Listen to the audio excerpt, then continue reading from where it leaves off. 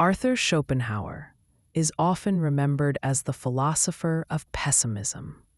His worldview was dark, his writing sharp, and his attitude toward humanity brutally honest, sometimes to a fault. But today, we're looking at one of the most controversial aspects of his philosophy: his views on women and their psychology. Before we begin, let's be clear. This isn't about agreeing with Schopenhauer. It's about understanding the mind of a 19th century thinker, analyzing his assumptions, and exploring what we can learn, even from views we strongly disagree with. Schopenhauer was born in 1788 and died in 1860. He lived through the upheavals of post-Enlightenment Europe, a time when traditional views of gender, religion, and society were being challenged, but not yet transformed. His philosophical masterpiece, The World as Will and Representation, laid out a bleak but profound vision of existence. That beneath the surface of all life is an irrational force he called the will, a blind, ceaseless drive that governs all living beings. And this will, according to Schopenhauer, shaped not only the cosmos, but also human behavior, including gender differences.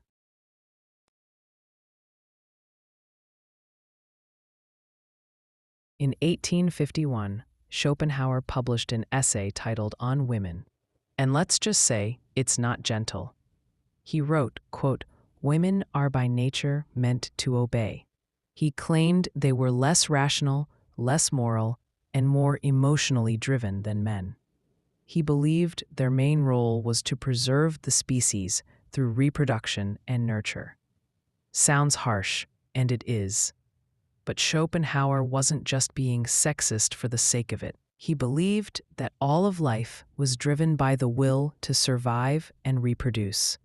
And in that view, he saw women as instruments of nature's plan.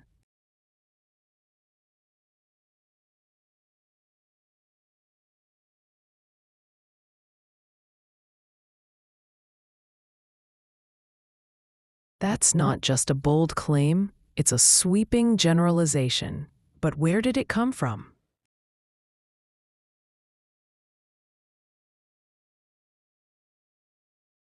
Many scholars believe Schopenhauer's views were shaped not just by his philosophy, but by his personal life. He had a strained relationship with his mother, who was an accomplished writer and intellectual in her own right. He never married. He often expressed disgust for the institution of marriage. His worldview was shaped by isolation, bitterness, and distrust of human connection, especially romantic and familial ties. So in a sense, when he wrote about women, he wasn't analyzing individuals. He was reacting to his own experiences.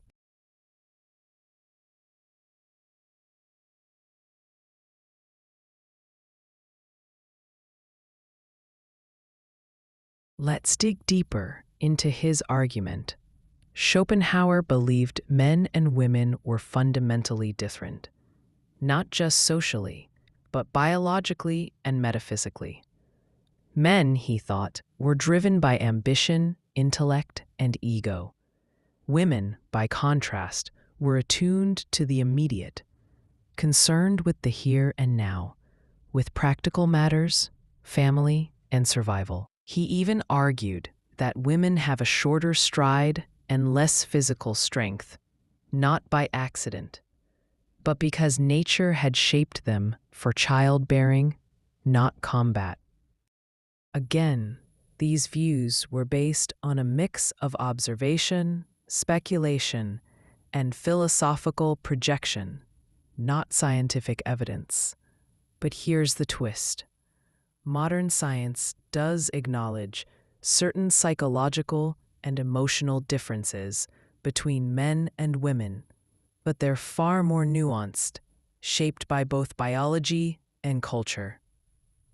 What Schopenhauer lacked was the scientific method, and most importantly, empathy. Now, here's a question that might surprise you. Was Schopenhauer entirely wrong? Not necessarily in his conclusions, but in the kinds of questions he asked. He was one of the first philosophers to directly explore how gender relates to metaphysics and psychology. He didn't just see women as moral beings or spiritual equals. He tried to ask, what forces shape their minds? How do biology and survival drive human behavior?